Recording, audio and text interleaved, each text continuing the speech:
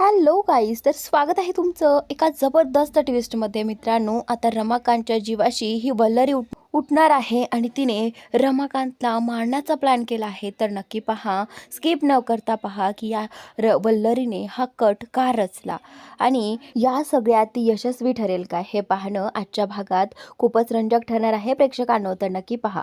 तर मित्रांनो, आता हे जे रमाकांत आहेत ना, ते खूप दिवसांपासून या वल्लरीवरती नजर ठेवून होता आणि म्हणूनच आता त्यांना त्या वल्लरीचा जो काही डाऊट आहे ना, तो क्लिअर झालेला आहे. तर म्हणूनच आता इथे रमाकांतने ठरवलं आहे की मी जे काही पाहिलं आहेस, जे काही माझ्या नजरेत पडलं आहे ना, ते सगळं मी अर्णवला सांगेल आणि जेव्हा अर्णवला हे सगळं सत्य कळेल तेव्हा अर्णवच काय तो निर्णय घेईल आणि सगळं काही अर्णवच्या फायद्याचं ठरेल. तर त्याच नंतर आता इथे रमाकांतला अर्णवची आणि या सगळ्या प्रॉपर्टीची काळजी वाटत असते की ह्या वल्लरीमुळे अर्णवच्या हातून सगळं काही निसटून जाऊ नये म्हणजे झालं. तर त्याचमुळे आता इथे रमाकांतने ठरवलं आहे आणि रमाकांतने अर्णवला सांगितलं आहे की अर्णव, मला तुझ्याशी खूप महत्त्वाचं बोलायचं आहे. म्हणूनच अर्णव जो आहे तो बोलतो की हा बोला ना, काय बोलायचं आहे. तर आता इथे रमाकांत जे आहे ते अर्णवला म्हणत असतात की मला खूप काही वर्षांपूर्वीचं तुला एक सत्य सांगायचं आहे. तर आता इथे अर्णवला कळत नसतं की ह्या बाबांना नक्की काय काय बरं माहिती असेल, असे काय सत्य आहे जे त्यांना मला सांगायचं आहे. तर त्यावेळी आता इथे बाबा जे आहेत ते बोलतात की अर्णव, ईश्वरी, आकाश सगळ्यांना इथे बोलाव. तर त्यावेळी आता ईश्वरी, आकाश, मामा, आजी, अंजली सगळेजण तिथे जमलेले असतात. फक्त रमाकांतला इथे वल्लरी नको होती. जर वल्लरी इथे आली तर रमाकांत हे सत्य त्यांना सांगू शकणार नाहीत. हे रमाकांतला देखील माहिती असतं. तर आता सगळे जमलेलेच असतात. त्यावेळी ईश्वरी जी आहे ती बाबांना म्हणते की बाबा बोला ना, तुम्हाला काही महत्त्वाचं बोलायचं होतं ना. तर त्यावेळी आता रमाकांत बोलणारच असतो. तर तेवढ्यातच रमाकांतला आता इथे समोर येणारी वल्लरी दिसते आणि वल्लरी दिसल्यानंतर आता इथे रमाकांत जो आहे तो बोलतो की ते काय आहे ना, मला एक महत्त्वाचं काम आठवलं आहे, मी जरा ते बघतो आणि मी तुमच्याशी नंतर बोलतो. असं म्हटल्यानंतर आता इथे कुठेतरी ईश्वरीला डाऊट येऊ लागतो की बाबांनी असं मामींना पाहून काहीच न बोलता का निघून गेले असतील. काय असेल, काय असं सांगायचं असेल बाबांना, हा प्रश्न आता इथे ईश्वरीला पडलेला असतो. तर त्याचनंतर आता इथे हा रमाकांत जो आहे तो आता एकदाच वल्लरीचं सत्य सगळ्यांसमोर आणणार आहे. तर त्याचनंतर कुठेतरी आता वल्लरीला असं वाटायला लागतं की हा रमाकांत या सगळ्यांना काय सांगू इच्छित असेल, नक्की माझ्याबद्दल काही असेल का. तर आता मी आल्यानंतर हा रमाकांत जे काही बोलत होता ते बोलणं बंदच झालं. कुठेतरी असं तिला वाटायला लागतं की रमाकांत नक्कीच माझ्याबद्दल काहीतरी त्याला माहिती आहे आणि ते सगळं यांना सांगू इच्छित होता. तर त्यावेळी आता कुठेतरी वल्लरीलाही असं वाटतं की रमाकांतला नक्कीच माझ्याबद्दल कळालं आहे आणि म्हणूनच त्याने या सगळ्यांना एकत्र बोलावून ते सगळं सांगणं महत्त्वाचं ठरवलं. पण आता इथे वल्लरी जी आहे ती बोलते की जसजसं माझ्या वाटेत एखादा काटा येतो तसं मी एकेकाला करून दूर करते. तसंच या रमाकांतला देखील आता मला लवकरच या घरातून आणि माझ्या वाटेतून लवकरच दूर करावं लागेल, असा विचार आता वल्लरी इथे करत असते. तर आता वल्लरी जी आहे ती म्हणत असते की मी त्या उदयकांतचं तोंड बंद ठेवण्यासाठी त्याला एवढे सगळे पैसे देते आणि आता पुन्हा एखादा असा माझ्या वाटेत काटा निर्माण झाला तर नाही, असं व्हायलाच नको. म्हणून आता लवकरात लवकर काहीतरी बंदोबस्त करावा लागेल. आणि त्याचनंतर वल्लरी असंही म्हणत असते की मी माझं सत्य ह्या सगळ्यांसमोर येऊ नये म्हणून मी त्या सौदामिनीला हाताशी धरलं आहे आणि सगळं काही मी तिच्यावरती उलटवणार आहे, असं ह्या वल्लरीचा प्लॅन असतो. एकदा की या वल्लरीबद्दल सगळ्यांना संशय येऊ लागला की सगळं काही त्या सौदामिनीवर ढकलून देण्याचा हिचा प्लॅन असतो. तर आता ही वल्लरी जी आहे ती म्हणत असते की मी माझं सत्य 20 वर्षांपूर्वीचं अजूनपर्यंत लपून ठेवलं आहे आणि ते कुणाला कळूही दिलेलं नाही आहे. पण जर या रमाकांतने 20 वर्षांपूर्वीचं सत्य या सगळ्यांसमोर उघड केलं तर नाही, नाही, मी हे अजिबात असं होऊ देणार नाही, असं ही वल्लरी म्हणत असते. आणि त्यामुळेच आता ती म्हणत असते की तसंही हा रमाकांत जो आहे तो दिवसभर या रूममध्ये एकटाच असतो. आता नक्कीच याच्यासाठी काहीतरी करावं लागेल, असं ती म्हणत असते. तर आता वल्लरी म्हणते की आज रात्रीच ह्याच्यासोबत काहीतरी केलं पाहिजे. तर त्याच नंतर आता इथे ही जी ईश्वरी आहे ना, ती विचार करत असते की बाबांनी वल्लरी मामी आल्यानंतर सगळं काही बोलणं का थांबवलं असेल? हे सगळं ना मी बाबांनाच जाऊन विचारलं पाहिजे. म्हणूनच आता ईश्वरी जी आहे ती आता रमाकांतच्या रूममध्ये त्यांना विचारण्यासाठी आलेली असते. तर त्यावेळी आता इथे बाबा जे आहेत ते आता तिथेच बसलेले असतात. त्यावेळी ईश्वरी बाबांना विचारू लागते की बाबा, मला असं का वाटतंय की तुम्हाला आम्हाला एक खूप महत्त्वाची गोष्ट सांगायची होती आणि तुम्ही वल्लरी मामी आल्यामुळे तो विषय तिथेच बंद केला. मला जरा डाऊट येतोय बाबा. तर आता इथे रमाकांत जो आहे तो बोलतो की हे बघ ईश्वरी बाळा, मी फक्त तुला एकटीला हे सगळं सांगू शकत नाही. मला अर्णव बाकी सगळ्यांसोबत ते सगळं काही तुम्हा सगळ्यांना एकत्र सांगायचं आहे. त्यामुळे प्लीज आत्ता मला फोर्स करू नको. ते सगळं ना मी तुम्ही सगळे एकत्र असल्यानंतर सांगेल. तर आता ईश्वरी बोलते की ठीक आहे बाबा, तुम्ही जसं योग्य समजाल तसं. असं म्हणून आता ईश्वरी जी आहे ती बोलते की चला येते मी, तुम्हाला काही हवं आहे का? तर त्यावेळी आता रमाकांत जे आहे ते बोलतात की नाही बाळा, आता मी आराम करतो. तर त्याचनंतर आता ईश्वरी जी आहे ती रूममध्ये येत असते. येताना देखील ती तोच विचार करत असते की काय असेल असं बाबांना, अर्णव सरांना असं काय सांगायचं असेल, असं कुठलं सत्य असेल की बाबांना अर्णव सरांना सांगायचं आहे. तर त्याचनंतर आता ईश्वरी त्या विचारामध्ये रूमपर्यंत येते. रूममध्ये आल्यावर देखील ती त्याच विचारात हरवलेली असते.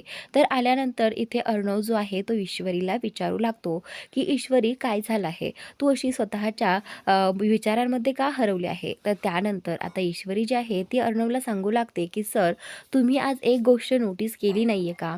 हे हे पहा, बाबांना आपल्याशी काही महत्त्वाचं बोलायचं होतं आणि बाबा जे आहेत ना ते मुद्दाम तिथून गेले आहेत. तुम्ही पाहिलं का, ज्यावेळी बाबा बोलत असतात त्यावेळी वल्लरी मामी तिथे आल्या होत्या.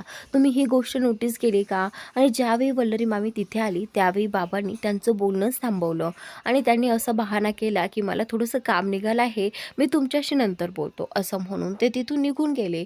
तर त्यावेळी अर्णव जो आहे तो बोलतो की हे बघ, तू जरा जास्तच विचार करते आहेस, असं काही नसेल, नॉर्मली त्यांना बोलायचं असेल काहीतरी.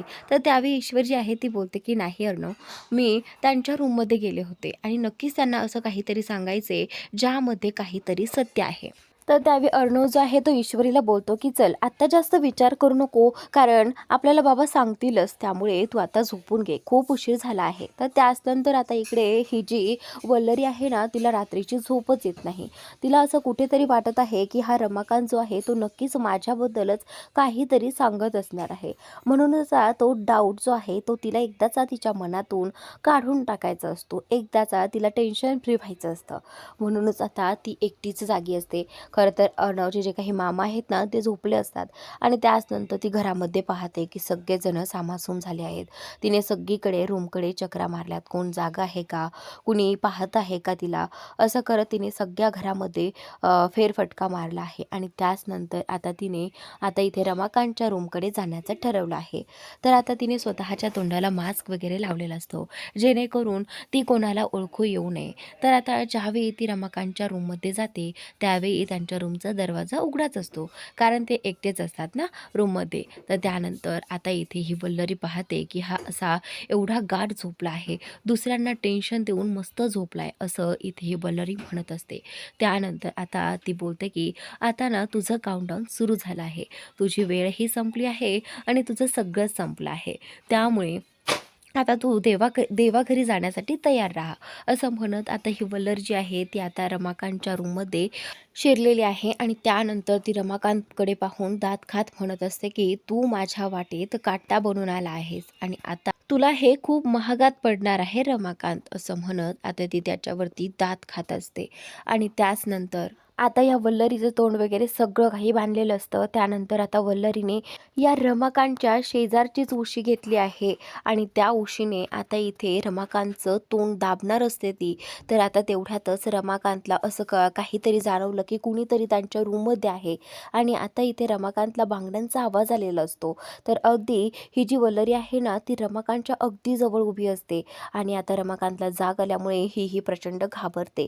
तर आता इथे कुठेतरी या वल्लरीने त्यांचं तोंड दाबण्यासाठी सुरुवात केली होती, तर रमाकांतने लगेचच या वल्लरीला धक्का दिला आणि त्याच नंतर ती खाली पडली आणि थोड्याच वेळानं ती आता त्या रूमच्या बाहेर पळू लागली.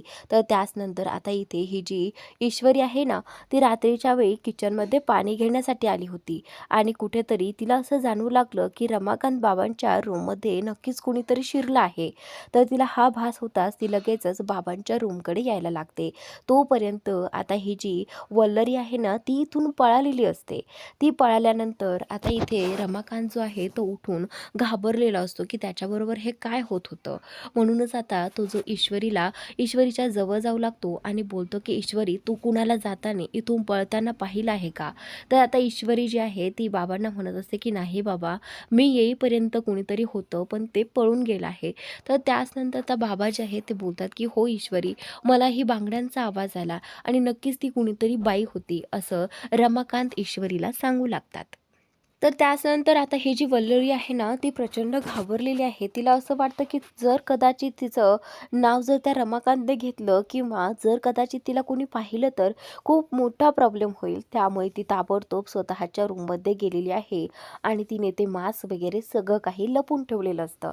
तर त्याचनंतर आता घरातील रमाकांतच्या आवाजामुळे सगळेजण आता तिथे जागे होतात आणि सगळेजण एकत्र येतात. तर त्यावेळी आकाश, अर्णव सगळेजण येऊन विचारू लागतात की ईश्वरी, काय झालं आहे? तर आता ईश्वरी सांगू लागते की बाबांच्या रूममध्ये कुणीतरी होतं आणि बाबा असं म्हणतात की ती बाई होती, जे की बाबांना त्रास देण्यासाठी त्यांच्या रूममध्ये गेली होती. तर आता अर्णव आणि इथे या वल्लरीच्या नवऱ्याला म्हणजेच मामांना वाटू लागतं की ह्या रमाकांतला असं कोण असेल जो की मारण्याचा वगैरे प्रयत्न करत असेल आणि ती बाई का करत असेल हे सगळे, हा प्रश्न आता सगळ्यांनाच पडलेला असतो. त्याचनंतर आता इथे मामा जे आहेत, रमाकांत मामा, ते सांगू लागतात की त्या बाईच्या हातात बांगड्या होत्या आणि त्या वाजल्या होत्या आणि मी तो आवाज ऐकला होता आणि तिचा हात देखील पकडण्याचा प्रयत्न केला होता, पण त्याआधीच ती मला धक्का देऊन निसटून पळून गेली. ईश्वरी आणि बाकी सगळेच विचार करू लागतात की बाबांच्या मागे कोण असं लागलं असेल. तर त्यानंतर आता इथे ईश्वरीच्या लक्षात येतं की बाबा जे आहेत ते बोलले होते की त्या बाईच्या हातात बांगड्या होत्या आणि त्याच नंतर आता इथे ईश्वरी पाहू लागते की आपल्या घरामध्ये कोणाच्या हातात बांगड्या आहेत. तर त्यावेळी आता ईश्वरीची नजर नम्रताकडे जाते, अंजलीकडे जाते आणि तिच्याकडेही जाते. तर आता ह्या तिघींच्याही हातामध्ये रात्रीच्या वेळी बांगड्या घातलेल्या नसतात. तर त्याचनंतर आता फक्त वल्लरीच्या हातामध्ये तिला बांगड्या दिसतात. तर कुठेतरी ईश्वरीला वाटू लागतं की खरंच हे सगळं मामीने?